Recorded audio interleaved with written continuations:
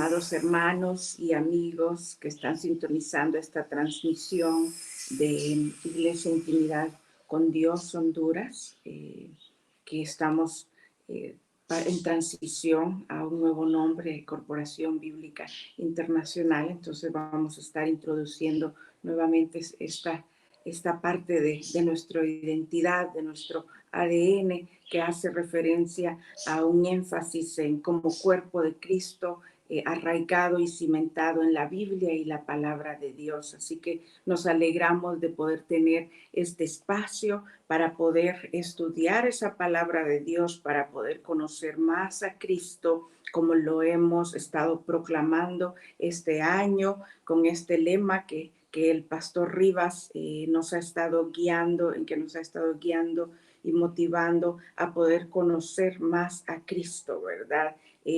Creemos que ese debe ser uno de los propósitos de todo creyente, de todo discípulo, poder crecer en el conocimiento profundo, en el estudio profundo de Cristo, y por ello no podíamos cerrar este año de la mejor manera, ¿verdad? Teníamos que hacerlo de esta manera, con esta serie a profundidad de lo que Cristo significa para nosotros como creyentes, ¿verdad?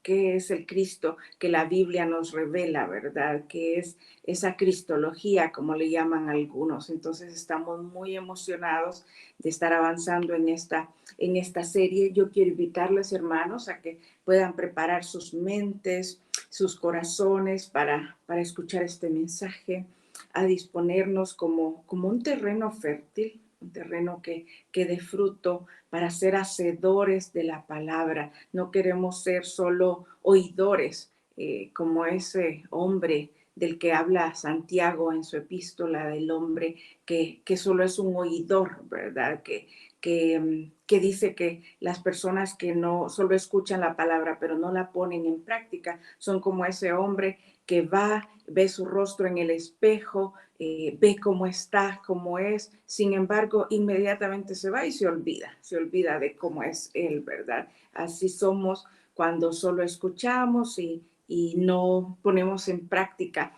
lo que Dios nos ha revelado, lo que Dios está demandando de nosotros. Así que queremos motivarles a que podamos anhelar, a que podamos proponernos ser hacedores de su palabra, con cada entrega, que con cada momento de estudio, de encuentro con Dios, cuando Él nos habla, cuando nos revela algo, que nos debemos fijar atentamente, como dice su palabra. Y en el mismo capítulo 1 de Santiago dice, pero en contraposición a lo que ya escuchamos del olvidadizo, ¿verdad? Pero aquel que mira atentamente a la ley perfecta, que da libertad y permanece en ella, es un hacedor eficaz y será bienaventurado en todo lo que hace. Así que busquemos esa bienaventuranza, esa triple bendición que hay en poder hacer la palabra, en poder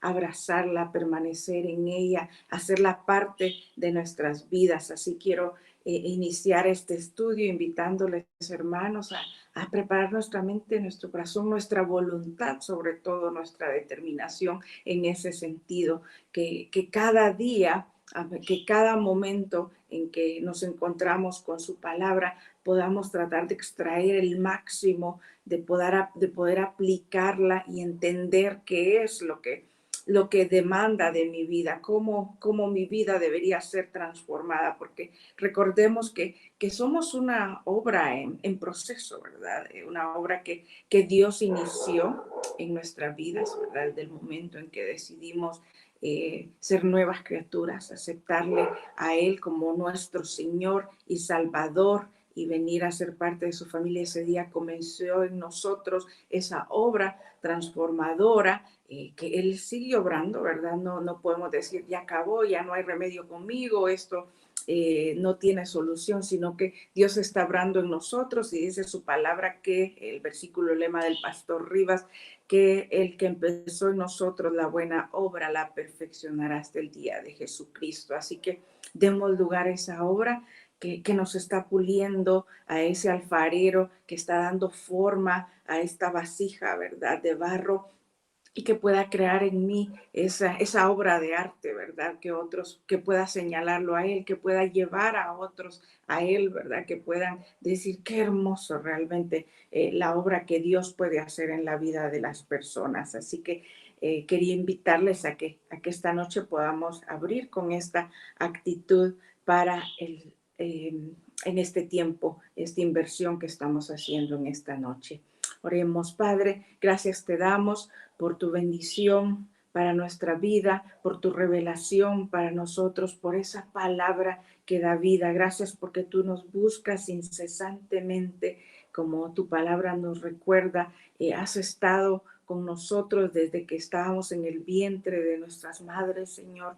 Tus ojos vieron nuestros embriones, nos conociste por nombre y has estado, Señor, buscándonos y llamándonos de diversas maneras. Gracias, Padre, porque sabemos que aunque a veces erremos, tú enderezas nuestro camino, nos llevas de vuelta al redil, Señor, y guías nuestros pasos. Gracias porque estás obrando en nuestras vidas. Queremos esta noche, Padre, pedirte que tu Espíritu Santo ilumine nuestras mentes, nuestros corazones, dirija mis palabras, lo que he preparado con tu ayuda, Señor, lo que has puesto en mí para poder compartir. Gracias, Padre, porque podemos escuchar tu voz, porque podemos servirte y estar juntos en torno a ti con el ánimo, Señor, de conocerte y parecernos más a ti, Señor. Ponemos este tiempo, tú conoces lo que sucede en la mente y corazón de cada persona conectada en esta transmisión, en esta noche o en diferido, Padre.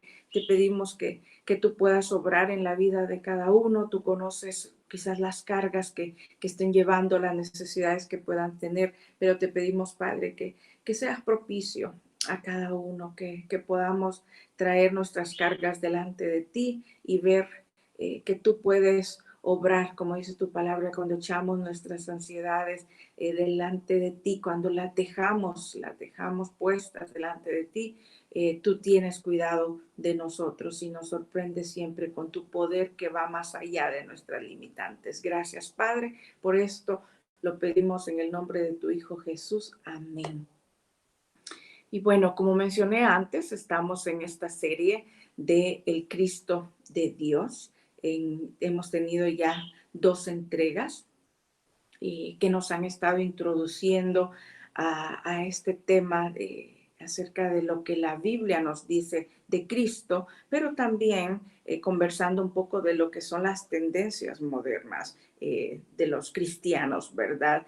Cómo el creyente está viendo o reflejando la imagen que tiene de Jesús. Ahí estamos tratando de contrastar eso también. Muchas veces nosotros vemos a Cristo a nuestra manera, ¿verdad? Sacamos de Él lo que nos conviene, pero realmente no hemos llegado a tener una comprensión profunda y clara de lo que Él debe significar para nosotros, de lo que Dios espera que cada uno de nosotros comprenda de Él. Entonces, estos temas, hermanos, cada entrega es sumamente importante para que cada uno de nosotros pueda revisar identificar cómo está mi perspectiva de Cristo, ¿verdad? A la luz de lo que estamos estudiando, de lo que estamos viendo y ver qué ajustes tenemos que hacer, ¿verdad? Si hay algo que yo no estoy haciendo o que realmente no denota que yo he comprendido la obra de Cristo, su significado en nuestras vidas, ¿verdad? Y por lo tanto no está mostrando a otros ese Cristo maravilloso que a quien hemos conocido, ¿verdad? A quien Dios nos ha mostrado. Como dijo, bueno, nuestras acciones hablan más que nuestras palabras, ¿verdad? Como dijo Francisco de Asís, predique el Evangelio en todo momento y si es necesario usa las palabras. Pues la idea es poder sintonizar, poder ajustar nuestra perspectiva de Cristo de manera que sea más a tono, que esté más a tono con la palabra, con la verdad acerca de Él y que ese es el Cristo que se refleje en nuestras vidas, ese Evangelio que se refleje en nuestras vidas, que otros realmente anhelen conocerlo, ¿verdad? Que como decía Gandhi, realmente que si los cristianos dieran un buen ejemplo de Cristo, pues yo quisiera conocer a ese Cristo, ¿verdad? Pero muchas veces nosotros nos quedamos cortos en llevar ese mensaje, en esa representación de esa imagen de Dios. Entonces es esencial que podamos entender cuál es la obra en este momento, la obra salvadora, la obra de Cristo, la diferencia que hizo Cristo en la vida nuestra, en la humanidad. Por eso esta entrega se titula Cristo diferencia, es decir, cuál es la diferencia que Él hace en mi vida cuando yo dejo que su obra completa sea personal en mí, ¿verdad? Que no sea algo que escuchamos como un hecho histórico, sino que cuando le permitimos que esa obra haga una diferencia en mi vida, ¿verdad? Que sea plena, que sea completa en mi vida. Como dije, ya hemos tenido 2 entregas. La primera entrega vimos su naturaleza como hijo de Dios y su posición también en la segunda entrega, su posición de preeminencia ante todos y todos. Nos recordaba el pastor Moisés que él debe tener la preeminencia, el primer lugar, la prioridad, ¿verdad? Y no ser un Cristo secundario en nuestras vidas. Pero hoy nos vamos a centrar en su obra. ¿Qué es lo que viene a hacer? ¿Qué beneficios, qué cambios hace en mi vida esa obra de Cristo, ¿verdad? Y aquí de nuevo la pregunta que dejo desde el inicio para que piensen a medida que avanzamos en este estudio es, ¿realmente yo estoy viviendo como que he experimentado esa obra de Cristo en mi vida? ¿O estoy experimentándolo? Porque como dije antes, somos unas obras en proceso, ¿verdad? Obras maestras en proceso. Entonces, para entender lo que significa esa obra de Cristo en nuestra vida, vamos a hablar pues de 3 elementos. Hemos agrupado esa obra en 3 elementos, podemos decir mucho más, pero creemos que estos 3 elementos abarcan la mayor parte de ellos o las implicaciones de la obra de Cristo y la diferencia que Él marca en nuestras vidas. Y esos 3 elementos, perdón, serían la salvación, la santificación y la regeneración. Son 3 elementos de la obra de Cristo en nuestras vidas. Vamos a iniciar con la salvación, que es probablemente el más estudiado, uno de los más importantes, de los más esperados y anhelados aún a lo largo de la historia. En el Antiguo Testamento, desde el jardín del Edén, se nos anunció la salvación, ¿verdad? La necesidad de esa obra salvadora después de la caída. Se hizo necesario salvar al hombre, ¿verdad? Y nos anunciaron desde ese tiempo. Al hablar de salvación, hermanos, en nuestro contexto cristiano y bíblico, ¿verdad? Nos referimos a esa salvación que es producto de la intervención divina en la historia humana y que solo se encuentra en Jesús. Nos dice el diccionario bíblico Certeza en relación a la definición de la salvación, que a diferencia del gnosticismo, el hombre no se salva mediante la sabiduría.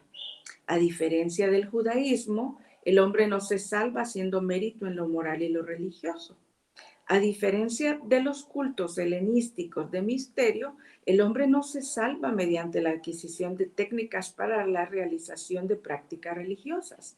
A diferencia de Roma, la salvación no ha de ser equiparada con el orden político o la libertad política, como se miraba en esos tiempos también de Jesús. El hombre, para nosotros como cristianos, el hombre solo se salva mediante la acción de Dios en la historia, en la persona de Jesucristo. O sea, que solo en Jesucristo encontramos salvación. No hay ninguna otra manera de alcanzarla, de lograrla. Y veamos los pasajes de la Biblia que nos refuerzan esa verdad, que establecen esa verdad. Quiero invitarles a ver primero Romanos 4:25, que dice, Él fue entregado a la muerte por nuestros pecados y resucitó para nuestra justificación.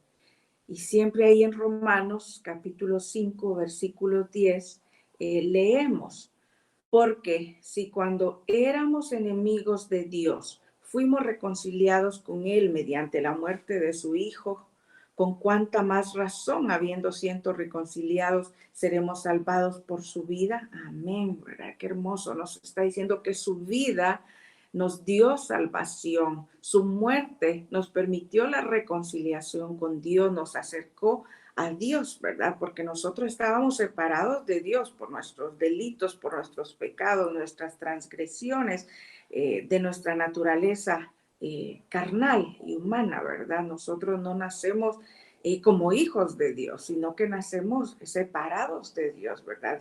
Y solo ese sacrificio, Jesús, la vida de Jesús, toda su vida realmente, desde su nacimiento, su ministerio, su muerte y resurrección, todo eso hace un papel, tuvo un rol importante en la salvación que Él vino a darnos, ¿verdad? Nos acercó a Dios, vino a anunciar su reino, a reconciliarnos con Él y a acercarnos, porque Él en su santidad, como dice su palabra, no puede cohabitar con el pecado, ¿verdad? Y por lo tanto, esa obra salvadora de Dios es lo que construye ese puente, que nos permite acercarnos a Él y tener esa armonía. Veamos lo que nos dice Primera de Timoteo 1:15. Este mensaje es digno de crédito y merece ser aceptado por todos, que Cristo Jesús vino al mundo a salvar a los pecadores, de los cuales yo soy el primero. Y esto nos afirma en lo que estaba mencionando, que todos necesitamos la salvación, ¿verdad? Todo ser humano necesita la salvación. Aquí decía Pablo, yo soy el primero, yo me anoto, yo soy la segunda, todos lo necesitamos. Y por lo tanto, no debemos cesar, hermanos, de predicar este evangelio, de tener esa urgencia, esa necesidad de abrazar esa misión de Dios, de que Él quiere que todos procedan al arrepentimiento, de que todos seamos salvos por el sacrificio de su Hijo Jesús en la cruz, hermanos, que ese sacrificio precioso pueda alcanzar a cada criatura. Veamos lo que nos dice Romanos 3:25. Dios lo ofreció como un sacrificio para obtener el perdón de pecados, el cual se recibe por la fe en su sangre. Así demostró su justicia, porque a causa de su paciencia había pasado por alto los pecados pasados. Amén. Así que ese sacrificio de Jesús como ese cordero pascual que hemos hablado, el cordero puro y sin mancha, era el único que podía cumplir con todos los requerimientos para poder ser ese sacrificio por los pecados de todo el mundo, hermanos. Y así hemos alcanzado la justicia, ¿verdad? Hemos sido justificados, contados como justos y por lo tanto entrar a la presencia de Dios. Y esta obra salvadora, incluye una actividad en diferentes momentos. Incluye una actividad de salvación ya completada, ¿verdad? Que ya está hecho. Por ejemplo, esto que acabamos de leer, ya hemos alcanzado ya Jesús con su muerte en la cruz nos ha permitido tener el acceso a la justificación, al perdón, está completado. Pero hay también una obra salvadora en marcha y hay una futura. ¿Sí? Es decir, de nuevo, hago referencia al proceso, ¿verdad? Es un proceso que inicia desde ese momento en que tomo la determinación de aceptar esa salvación que Él me ofrece, pero que continúa hasta el día de Jesucristo. Entonces implica varios momentos, varias acciones ya cumplidas, ¿verdad? Al aceptar esa salvación, una en marcha y una futura. En su ministerio terrenal, podemos ver que Jesús logró los propósitos, la meta de su misión que Él traía de alcanzar los que se habían perdido, ¿verdad? Lo hizo con su sacrificio en la cruz, ¿verdad? Y Él, de hecho, evidenció la salvación, ese concepto de salvación, en varias dimensiones. Realmente que cuando estudiamos la definición de este concepto de salvación en el texto bíblico, tiene varias connotaciones, ¿verdad? Se habla en los términos originales del el griego y el hebreo, se habla de salvación, puede ser salvación de la muerte, salvación de la enfermedad, salvación del alma. Y vemos que Jesús mostró eso en su ministerio, ¿verdad? Por ejemplo, para todos esos enfermos con los que él tuvo contacto, para él hizo una realidad, hizo efectiva esa salvación de la enfermedad. Veamos aquí solo algunos ejemplos de los tantos episodios que encontramos en la Biblia de Jesús en contacto con enfermos. Quiero hacer referencia y llevarles a que veamos Marcos 5:34. Estos lo voy a leer en Nueva Biblia de las Américas. Es la que van a tener proyectada. Le dice Jesús: hija, tu fe te ha sanado. Le dijo Jesús: vete en paz y queda sana de tu aflicción. Esto se lo dijo a la mujer que tenía años de sufrir de un flujo de sangre, y tal fue su fe que dijo: si tan solo tocar el borde de su manto, yo seré sana. Después de haber tocado tantas puertas, de haber utilizado tantos recursos, había buscado todos los medios, y él le otorga la salvación de esa dolencia. Si no mal recuerdo, eran 12 años, más de 12 años, si no me equivoco, si no me perdonen, pero pueden buscar el pasaje completo ahí en Marcos 5. Esta mujer había gastado, me imagino, mucho de sus bienes, y no todos, tratando de encontrar sanidad. Y Jesús le trajo esta sanidad, esa libertad. Una mujer con un flujo de sangre, como lo hemos estudiado en otras perspectivas, en otros momentos, cuando hemos estudiado Levítico y la Torá, ¿verdad? La ley y todo eso, las disposiciones de Dios para su pueblo. Ahí hemos aprendido que las mujeres con flujos de sangre eran consideradas impuras, y por lo tanto estaban excluidas de participar en muchas actividades dentro de la sociedad, de la comunidad. No podían experimentar la comunión ni con Dios en su templo de adoración allí, por su condición de impura. Entonces imaginan esta pobre mujer en ese dolor por tantos años. Jesús vino y le dio el acceso a la sanidad, el acceso efectivo a la salvación de la enfermedad en su caso. Veamos en Marcos 10:52, otro elemento, donde Jesús le dice: vete, tu fe te ha sanado. Al instante el ciego recobró la vista y lo seguía por el camino. Este era el ciego Bartimeo que le gritaba, ¿verdad? Ten misericordia de mí, ese pobre ciego que había estado su vida en el camino, ¿verdad? Pidiendo limosna y misericordia a los demás. Aquí encuentra de nuevo la salvación de su enfermedad.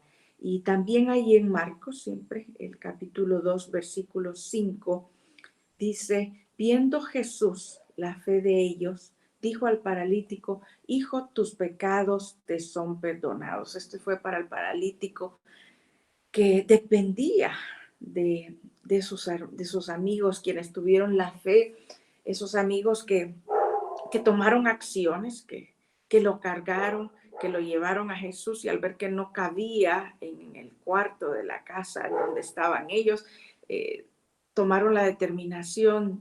Fue tal su deseo de ayudar a su amigo que rompieron el techo y lo bajaron en la camilla hacia Jesús, ¿verdad? Y vemos, me imagino pues a estos amigos queriendo ayudar y sacar a esta persona, a este paralítico, de su tormento, que sin duda debe haber sido por un sufrimiento terrible, ¿verdad? Y vemos que Jesús también aquí le dice, también le ofrece la salvación, ¿verdad? A esta persona, a esta sanidad, la salvación de la enfermedad de este paralítico, quien dice la palabra que tomó su camilla y salió caminando de ese lugar. Eso fue una evidencia concreta de salvación. Pero también en el ministerio terrenal de Jesús vemos que él hizo realidad la salvación también, la dimensión de la salvación que implica la liberación moral o espiritual de la persona, ¿verdad? Ese fue el tipo de salvación que le ofreció, por ejemplo, a Zaqueo, a ese Zaqueo arrepentido que se había subido al árbol porque era chaparrito como yo, ¿verdad? Entonces tuve que subirse a un árbol para poder ver a Jesús en medio de la multitud. Y luego cuando Jesús lo vio, dice: te veo, ¿verdad? Aquí en medio de todo esto yo puedo verte a ti, te veo a ti, tu corazón, tu deseo de conocer, de recibir la salvación. Y entonces Zaqueo lo invita a comer a su casa, ¿verdad? Y veamos lo que le dice en Lucas 19:9. Jesús le dice, hoy ha llegado la salvación a esta casa, ya que este también es hijo de Abraham. Le está trayendo a este recaudador de impuestos que probablemente había defraudado a muchas personas, habría quizás engañado, robado de muchos, pero Jesús le está ofreciendo esa liberación moral y espiritual, ¿verdad? Le dice, hoy ha llegado la salvación a esta casa y lo abraza en su familia. Le dice, este también es hijo de Abraham, ¿verdad? Este también ahora viene a ser parte de la familia. Lo vemos que él en todos estos momentos de necesidad, él reconoce que su meta es alcanzarlos, ¿verdad? Es darles salvación, como lo dice ahí mismo, siempre en ese capítulo 19 de Lucas, el siguiente versículo, después de decirles que hoy ha llegado la salvación a esta casa, le dice en el versículo 10, perdón, porque el Hijo del Hombre vino a buscar y a salvar lo que se había perdido. Esa era la meta primordial del ministerio de Jesús en la tierra, hermanos. Salvar lo que se había perdido y Él la cumplió, como digo, a lo largo de toda su vida. Pero en particular, la culminación de su obra fue su muerte sacrificial, ¿verdad? Y luego su posterior resurrección. Nosotros podemos entonces, como creyentes, declarar con toda confianza, con toda certeza, fui salvo cuando Jesús murió por mí. Esa es la obra ya completada. Cuando Jesús murió por mí, ahí me otorgó la salvación, hermanos. Qué hermoso, ¿verdad? Qué bendición. Tanta persona necesita realmente escuchar y recibir esa salvación, esa salida. No todo es un caso perdido, no tienen que vivir o no tenemos que vivir atados, ¿verdad? A un pasado como El Peregrino, de esa película que mirábamos de niño del progreso del peregrino, cargando aquellos bultos, aquellas mochilas, ¿verdad? O lastres de cargas, de pecados, de errores. No tenemos que vivir así, sino que podemos aceptar esa salvación. Y ahora vemos gente cargada, ¿verdad? Con tantas cosas. Debemos llevar esta verdad, predicar este evangelio, predicar estas buenas nuevas a las personas y ser una extensión de ese ministerio terrenal de Jesús ahora, en nuestro tiempo, aquí ahora. Nosotros somos sus embajadores, sus representantes en esta era, en este tiempo que nos ha quedado vivir, entonces tocado vivir. Tenemos que apropiarnos de ello, hermanos.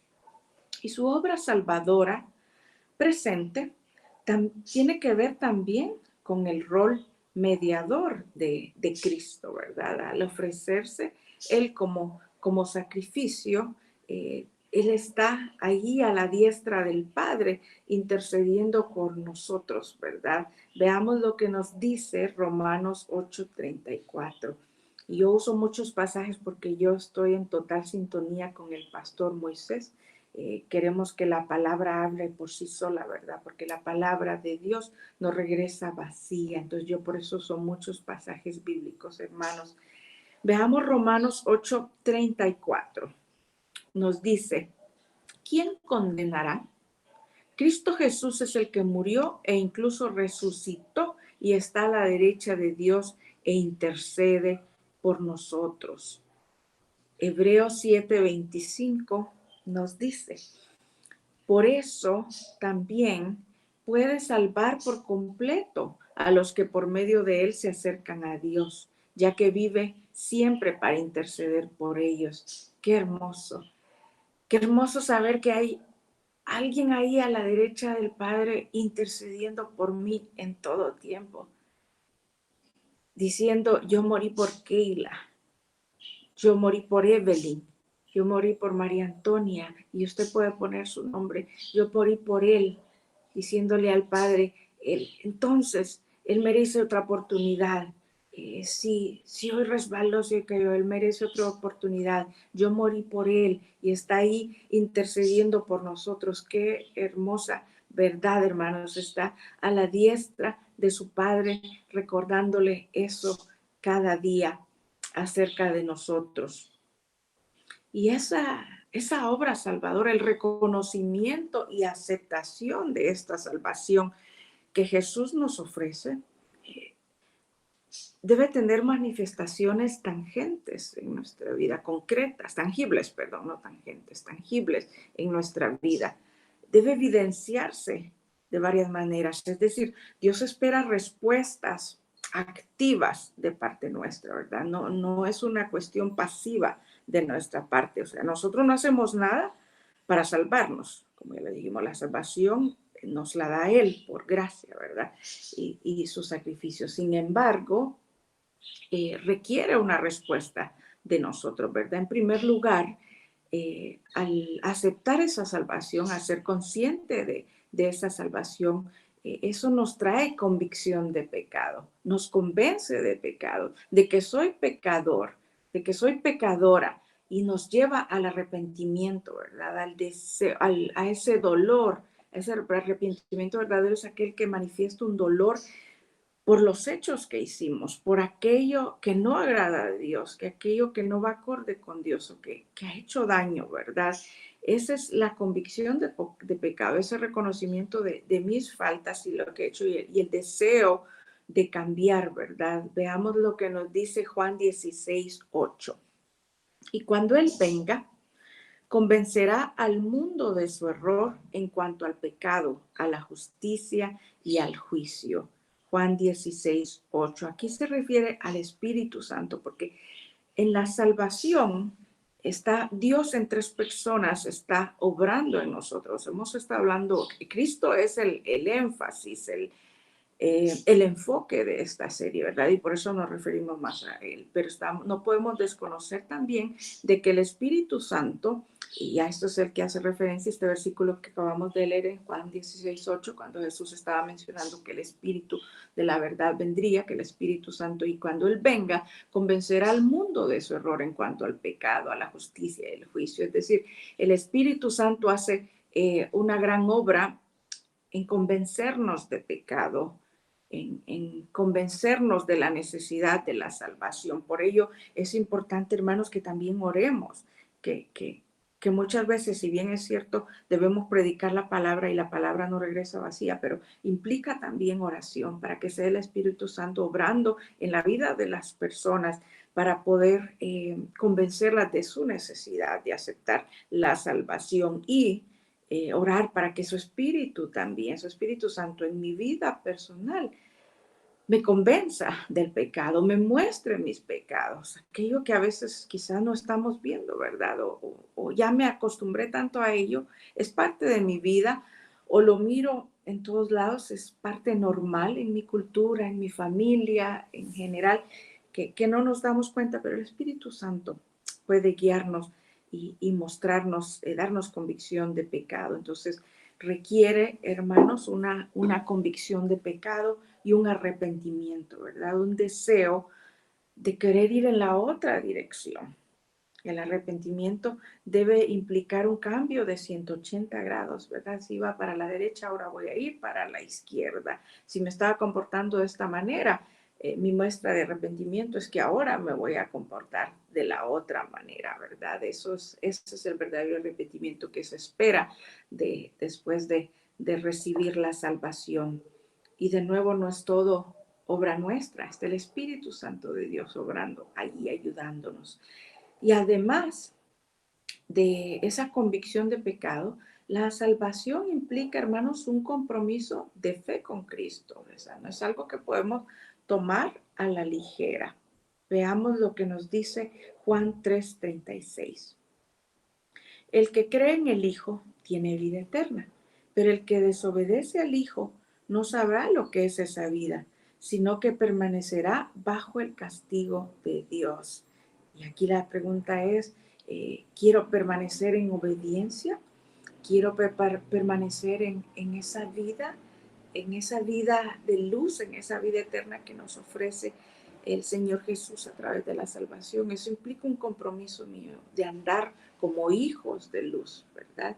De andar en la luz y no en la oscuridad. Es un compromiso de fe para ahora, para futuro, de consagración de mi vida, de rendir mi vida a Dios, ¿verdad? Y requiere también una verbalización de ese compromiso, ¿verdad? Una confesión. Y aquí estamos repasando, hermanos, todos esos rudimentos, esas bases de cuando exponemos el plan de salvación a una persona. Así que si se nos había olvidado, si no lo conocía, tomemos nota de todos estos elementos que hemos estado hablando, ¿verdad? La necesidad de que todos somos pecadores, de la necesidad de salvación, ¿verdad? De que es un regalo de Dios y que necesitamos arrepentirnos de nuestros pecados, hacer un compromiso con Dios y hacer una declaración de fe, una confesión de fe de esta decisión y de este compromiso que estoy haciendo, ¿verdad? De que yo acepto su salvación. Veamos lo que dice Hechos 2:21. Y todo el que invoque el nombre del Señor será salvo.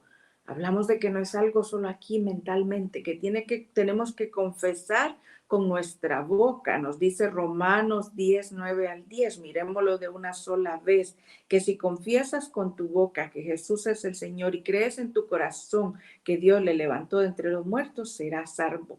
Porque con el corazón se cree para ser justificado, pero con la boca se confiesa para ser salvo. Amén. Eso entonces, hermanos, es necesario confesarlo, no solo guardarlo para mí mismo y decir, no, si Dios conoce mi corazón, sabe que yo lo he aceptado, ¿verdad? Que yo he hecho este compromiso. Necesitamos confesarlo con nuestros labios, ¿verdad? De que declarar que Jesús es el Señor, ¿verdad? Que Él murió y resucitó por mí, ¿verdad? Y que me ofrece su salvación. Reconozco el señorío de Él en mi vida.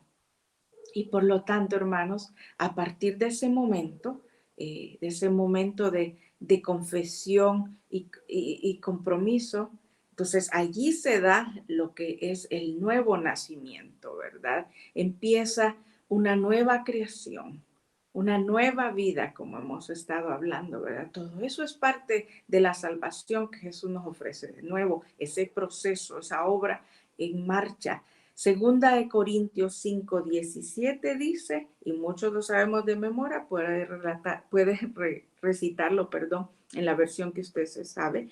Por lo tanto, si alguno está en Cristo, es una nueva creación. Lo viejo ha pasado, ha llegado ya lo nuevo.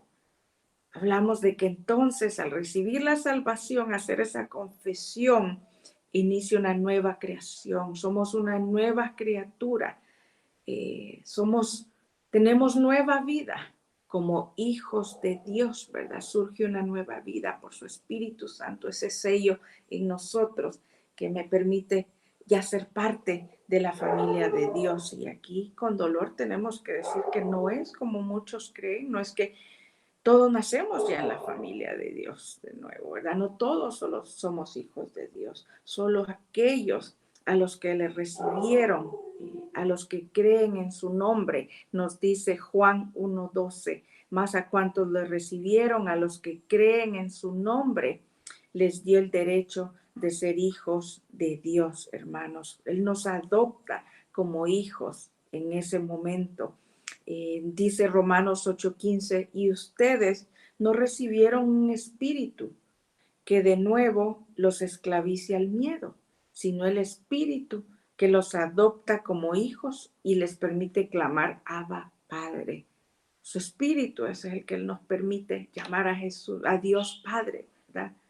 Abba, papito, ¿verdad? Así como decimos a nuestro Padre, papi, hablarle de esa manera, ese espíritu implantado en nosotros, ese sello que nos da nueva vida, es lo que nos permite llamarle Padre y nos da la potestad de ser hijos de Dios.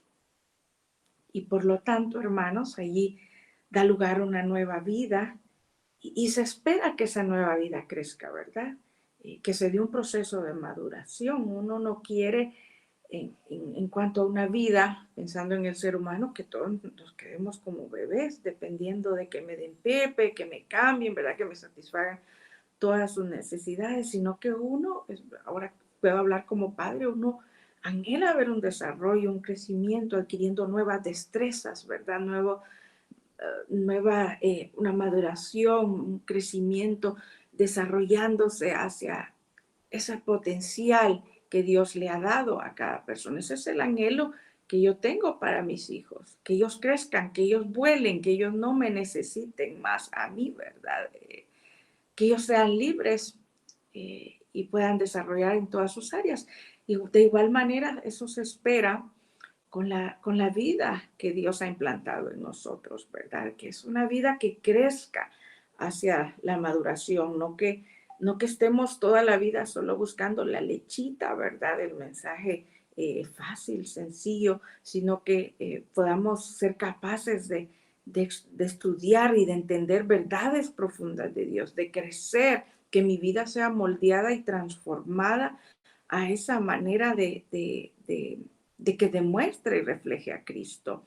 Primera de Pedro 2:2 dice, deseen con ansias la leche espiritual pura, como niños recién nacidos, así por medio de ella crecerán para su salvación.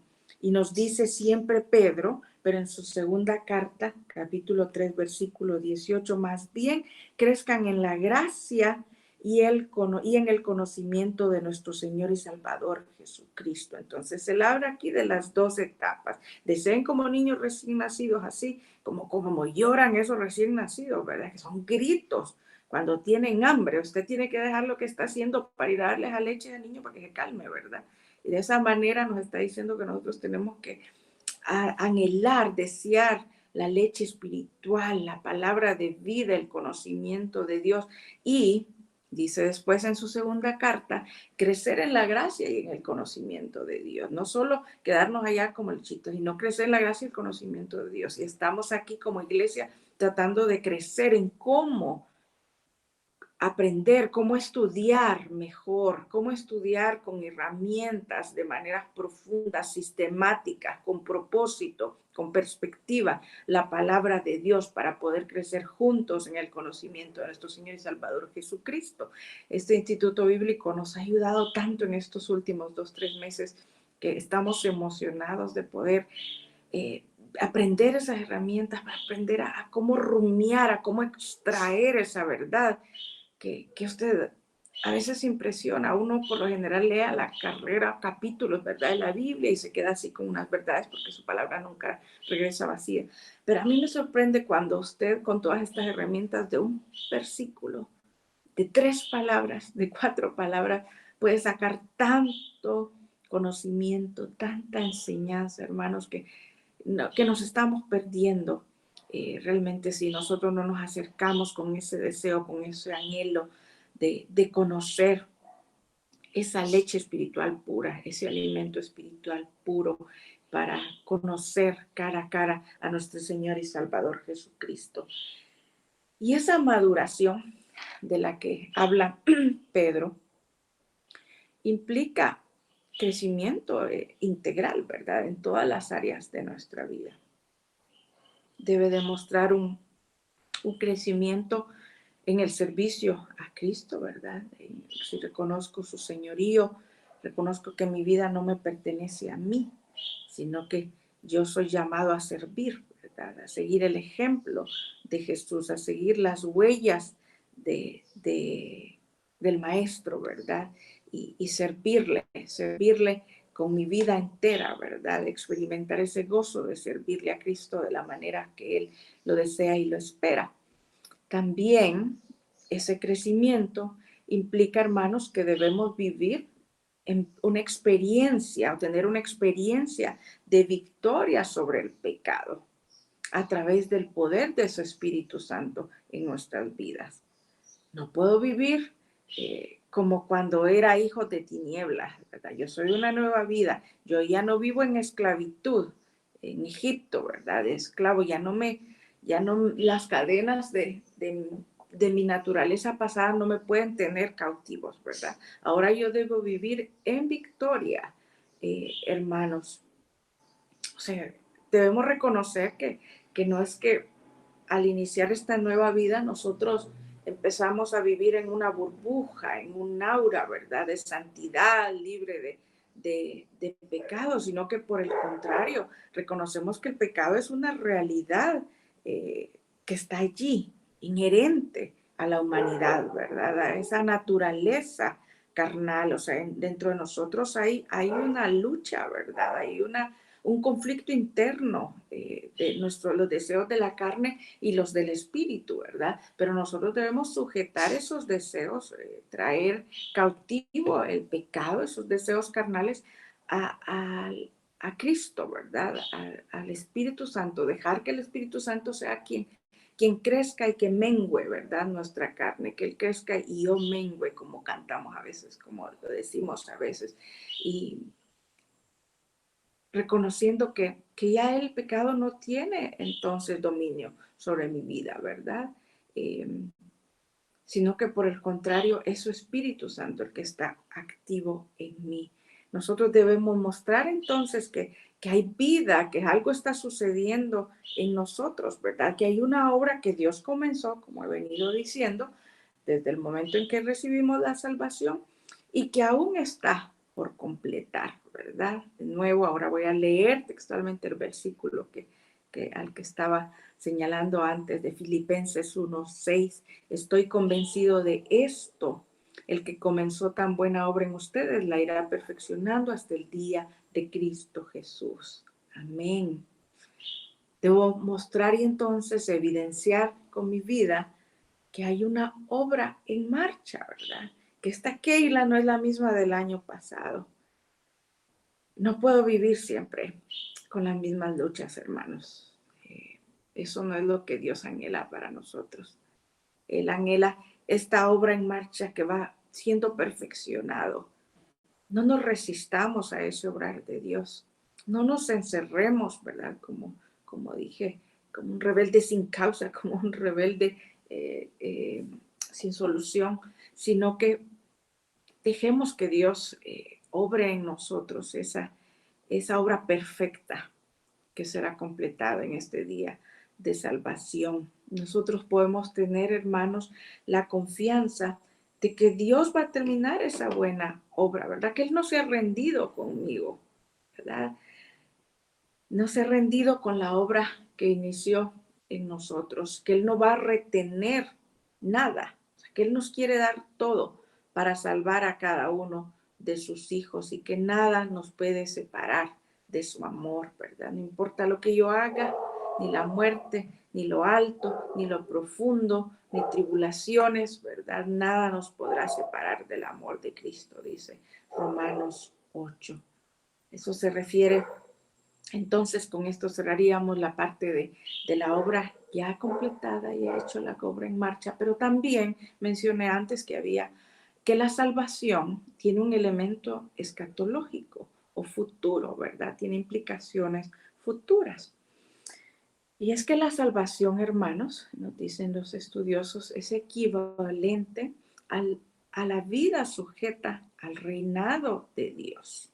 Mire qué bonito, a mí me encantó este pensamiento, esta definición, y por eso la voy a repetir. La salvación es equivalente a la vida sujeta al reinado de Dios. De nuevo, es algo activo, pasado, presente y futuro. No es algo de solo un momento. No es que yo recibí la salvación y ahí ya se acabó, ¿verdad? Ya soy salvo. Ya ahora me olvido de todo y sigo con mi vida. Sino que la salvación equivale a que mi vida muestra sujeción al reinado de Dios. Y eso es lo que Juan denomina en su evangelio la vida eterna. Eso es la vida eterna que inicia ahora y que permanecerá por siempre, porque el reinado de Dios va más allá, ¿verdad? Tiene esas dimensiones futuras. Todo lo que conocemos ahora acerca de la salvación no es más que algo preliminar, ¿verdad? Un anticipo. Es una parte preliminar de la salvación. Es un anticipo de la plenitud de la salvación que está a la espera de la plenitud del reino de Dios, es decir, ese reino de Dios. Por eso hablamos de que el reino de Dios tiene un ya y un todavía no. El reino de Dios que vino a anunciar Jesús, el reino de Dios que estamos viviendo ahora al reconocer su señorío. Esa es la parte del ya del reino de Dios. Pero hay también una parte que todavía no ha llegado, cuando el reino de Dios se establecerá de manera plena, gloriosa, ¿verdad? Y eso va a ocurrir en el momento de la parucía del Señor, que es la parucía, el advenimiento glorioso de Jesucristo al final de los tiempos. A mí me llena de gozo, hermanos, esta imagen, ese anhelo, ese deseo de poder verlo. Quiero ver esa plenitud del reino de Dios en su parucía, ¿verdad? Y me aferro a eso. Quiero animarles a que en ustedes se avive también ese deseo por ser parte de ese reino de Dios, por alcanzar a otros para que podamos ver esa plenitud gloriosa, ese advenimiento glorioso de Jesucristo al final de los tiempos. Allá es entonces en donde podremos ver esa salvación en toda su plenitud, ¿verdad? De manera gloriosa. Entonces, en otras palabras, la salvación futura tiene que ver con el retorno de Cristo. Eso es lo que estoy diciendo en otras palabras, esa parucía, ese advenimiento glorioso, ese establecimiento del reino. O en otras palabras de la palabra se habla de salvación en ese momento de la restauración de todas las cosas, ¿verdad? Y Dios mío, ya apenas estoy en el primer punto y no puedo hacer serie como el pastor Moisés. Voy a tratar de acelerar en los 10 minutos que me quedan, porque justamente los otros elementos son importantes. Y bueno, la salvación, hermanos, esta salvación futura tiene que ver, como dije antes, con el retorno de Cristo y para salvar a los que le esperan. Dice Hebreos 9:28, también Cristo fue ofrecido en sacrificio una sola vez para quitar los pecados de muchos y aparecerá por segunda vez, ya no para cargar con pecado alguno, sino para traer salvación a quienes lo esperan. Hebreos 9:28. Qué hermoso. Aquí hace referencia a los que estamos esperando ese hecho que estaba mencionando antes, ese advenimiento glorioso, ese regreso glorioso de Jesús a establecer su reino. Y esa es la dimensión futura de la salvación. De nuevo, con ese cerramos la primera dimensión, elemento de la obra de Cristo. Les hablé de tres elementos al inicio: la salvación, la santificación y la regeneración. Y en estos minutos que nos quedan trataré de hablar de los dos siguientes, la santificación y la regeneración, que justamente son elementos relacionados con ese proceso del que estoy hablando, ¿verdad? Que se inició en el nuevo nacimiento, cuando aceptamos la salvación. La santificación, hermanos, no es otra cosa que más que hacerse santo, ¿verdad? Y, y no queremos decir con esto que nosotros nos hacemos santos. De nuevo, queremos volver aquí a reconocer la centralidad de Dios, de Cristo, en toda esta obra de salvación. No depende de nosotros, no depende de mis penitencias, ¿verdad? No me hago santo revisando los requisitos para ser beatificado, ¿verdad? Viviéndolos, sino que aquí, hermanos, hablamos de la santificación como resultado de la obra de Cristo en nosotros. Muchas veces pensamos que esa obra está muy lejos, ¿verdad? O muy distante de lograr en nuestras vidas. Es decir, el concepto de santo lo vemos distante, como difícil de alcanzar.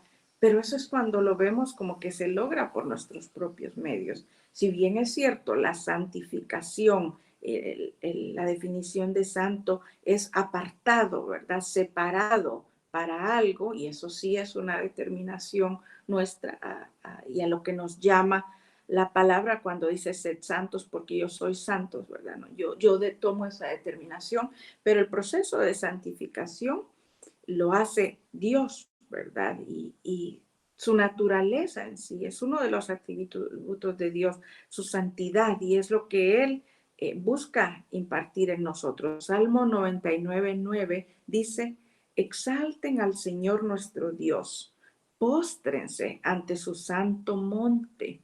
Santo es el Señor nuestro Dios. Nos recuerda ese atributo, nos recuerda que Él es santo. Dice el Salmo 99 siempre, este mismo Salmo en el versículo 3, su nombre es santo. Sea alabado su nombre grandioso e imponente. Él es santo. Se repite a lo largo de la Biblia que Él es santo, que su nombre es santo. Y es lo que espera de nosotros, ¿verdad? De sus hijos, que seamos santos como Él. Todo el que le pertenece a Dios, todo hijo de Dios debe entrar en ese reino de santidad. Debe ser puesto aparte para Él. Como dije antes, la santificación está ligada vitalmente, o sea, de vida a la experiencia de salvación y tiene que ver con las obligaciones morales y espirituales asumidas en tal experiencia.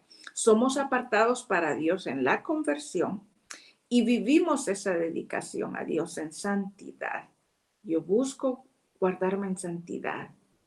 Yo busco guardar mi vida, apartarme, ¿verdad? De lo que me contamina, de lo que me atrae, de lo que me puede esclavizar, de lo que me puede hacer deslizar. O sea, yo tengo que apartarme, yo tengo que ser sabio. Dice Proverbios, el prudente ve el peligro y se aparta, ¿verdad? Pero el necio va directo, sigue, o sea, aunque ve las advertencias, seguir. Pero nosotros debemos ser santos, apartarnos de aquello, ¿verdad? Y permitir que el Espíritu Santo haga su obra. La obra del Espíritu Santo es la santificación. Él nos santifica para poder presentarnos delante de Dios. Veamos lo que dice Efesios 5, 26, 27.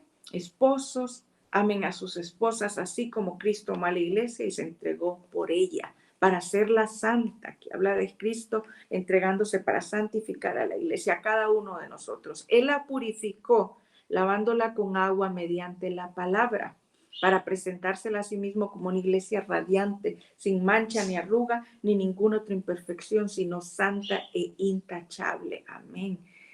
Esa es la aspiración para nosotros, hermanos. Ese es el estándar que Dios, que Cristo demanda de nosotros como su iglesia. Una iglesia radiante, sin mancha ni arruga. No nos andemos revolcando, ¿verdad? Y manchando nuestras vestiduras, arrugando nuestra ropa, ni trayendo imperfecciones, ¿verdad? Sino que podamos estar de manera santa e intachable. Segunda de Tesalonicenses capítulo 2 versículo 13 dice, nosotros en cambio siempre debemos dar gracias a Dios por ustedes, hermanos amados por el Señor, porque Dios los escogió como los primeros frutos para ser salvos mediante la obra santificadora del Espíritu y la fe que tienen en la verdad. Amén. Aquí nos habla de nuevo el elemento del Espíritu Santo haciendo esa obra de santificación, pero la fe que yo tengo en su verdad. Aquí vemos nuevamente la parte activa nuestra, ¿verdad? La parte de activo mi fe que viene por el oír, por la palabra de Dios, por encontrarme con su palabra, esa palabra que transforma y que permite que el Espíritu Santo haga su obra en nuestra vida. Entonces, hermanos, el llamado es a buscar la santificación, que nosotros podamos buscar esa santificación como un aspecto esencial de nuestra vida, ¿verdad? La sangre de la santificación, la sangre que vertió Jesús en la cruz, no podemos tomarla en vano, no debe ser deshonrada con una conducta pecaminosa, hermanos. Si nosotros seguimos en lo mismo, viviendo de la misma manera, sin hacer cambios, yo estoy tomando en vano, estoy deshonrando esa sangre preciosa que ya fue vertida en la cruz por mí, hermanos. Pablo enfatizó tanto el compromiso individual de una vida santa como también el poder de Dios que lo hace posible. De nuevo, enfatizando estos dos puntos. Parte es el compromiso, mi deseo de apartarme, mi determinación individual de vivir esa vida santa, pero también reconozco el poder de Dios que hace posible esa santificación, ese proceso en mi vida. y podemos verlo de nuevo, podemos recordarlo en esa pasaje, en esa alusión que es del deseo de Dios para nosotros, sed santos porque yo soy santo. Es un imperativo, hermanos, no es una sugerencia. Es en el anhelo, el deseo, una orden para nosotros, la que debemos abrazar. Y voy a terminar con el último elemento, que es la regeneración. Hemos hablado de la salvación, la santificación a través de la obra de su Espíritu Santo y la regeneración. Somos también regenerados al aceptar esa salvación, a permitir que Cristo obre en mi vida esa diferencia en mi vida. La regeneración, hermanos, es el cambio espiritual radical cuando Cristo entra en la vida de un individuo y lo lleva de una condición de derrota y muerte espiritual, la que he venido hablando, de atadura, ¿verdad? De esclavitud, cuando estábamos muertos en nuestros delitos y pecados, pues la regeneración nos cambia esa condición de manera radical y nos cambia a esa condición renovada de vida y de santificación. Buscaba la definición de regeneración en el diccionario bíblico y hablaba justamente eso, de la regeneración. Es esa nueva naturaleza, es un cambio al leer la definición yo pensaba en ADN, es de nuevo lo que hemos venido diciendo, una nueva criatura, ¿verdad? Tito 3:5 dice, Él nos salvó no por nuestras propias obras de justicia, sino por su misericordia. Nos lavó mediante el lavamiento de la regeneración y de la renovación por el Espíritu Santo. Y eso está simbolizado en el nuevo nacimiento. Se regenera, se renueva ese cambio, ¿verdad? Esa metamorfosis, pensando en lo que ocurre en el proceso de la mariposa, ¿verdad? Que la metamorfosis que todos aprendemos y la que viene a la mente cuando pensamos en ese término, a eso se refiere la regeneración, un cambio radical, ¿verdad? Esa nueva criatura hecha a imagen, a hechura de Dios, a imagen de Dios para todas buenas obras, ¿verdad, hermanos? Necesitamos entonces mostrar evidencias de que somos nueva creación, de que somos diferentes, que hay un cambio radical en mi vida. Si no se evidencia eso, hermanos, creo que es momento de ponernos a cuenta con Dios, ¿verdad? De preguntarnos, ¿realmente he conocido yo a Cristo? ¿He aceptado esa salvación que Él me da en todos estos niveles, en todas estas dimensiones? ¿O he querido solo quedarme con una parte? Necesito dejar que Él venga y haga su obra personal para mí, en mi vida, que obre esto en mi vida, ¿verdad?